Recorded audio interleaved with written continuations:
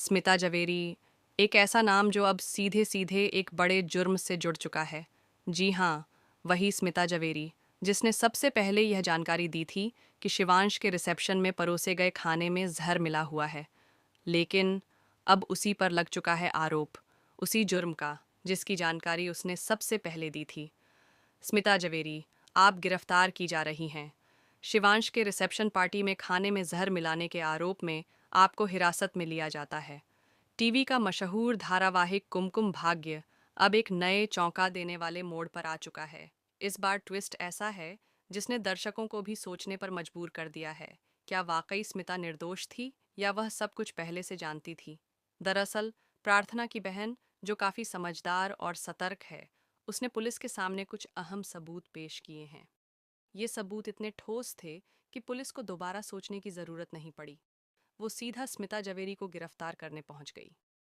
कहानी की परतें तब खुलती हैं जब प्रिया अलूजा पहले से ही पुलिस कस्टडी में होती है। पुलिस ने उसे बिना पुख्ता सबूतों के ही हिरासत में ले लिया था। जब प्रार्थना अपनी दोस्त को बचाने पहुंचती है तो उससे पहले वहां मौजूद होती है स्मिता। वो बिना किसी झिझक के पुलिस के सामने प्रिया पर आरोप लगाती है। हाँ, इसी ने सब किया है। वह वहां से निकल जाती है, लेकिन जाते जाते प्रार्थना को रौनक को लेकर ताना भी देती है। प्रार्थना की बहन, जो ये सब देख और सुन रही होती है, गुस्से से भर जाती है।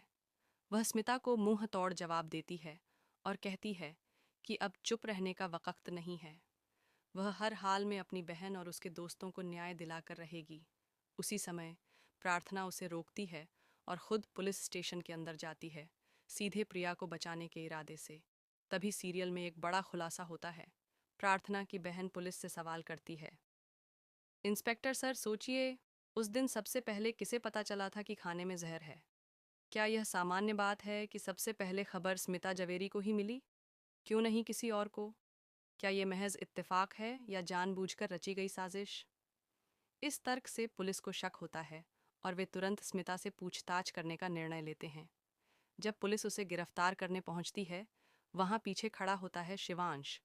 वह यह सब देखकर एक तरफ राहत की सांस लेता है कि अब सच सामने आ रहा है, लेकिन दूसरी ओर उसकी मां की गिरफ्तारी उसे अंदर से तोड़ देती है। उसके चेहरे पर भावनाओं की जंग साफ दिखाई देती है। एक तरफ बेटे का प्यार और दूसरी तरफ कानून के प्रति जिम्मेदारी।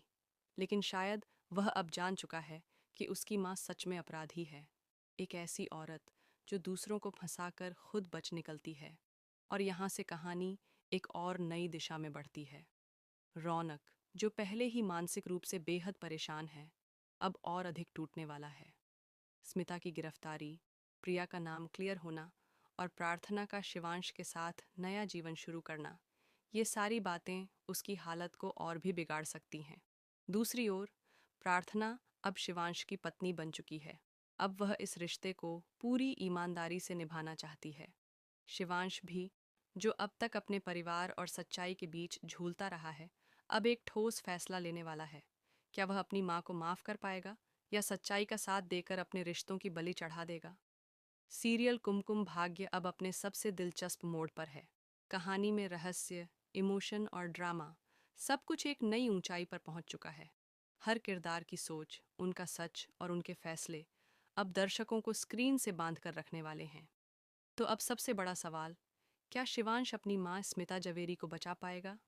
क्या प्रार्थना और शिवांश का रिश्ता आगे बढ़ेगा या टूट जाएगा? और क्या रौनक खुद को संभाल पाएगा या बिखर जाएगा? आपको क्या लगता है? अपनी राय हमें कमेंट बॉक्स में ज़रूर बताएं।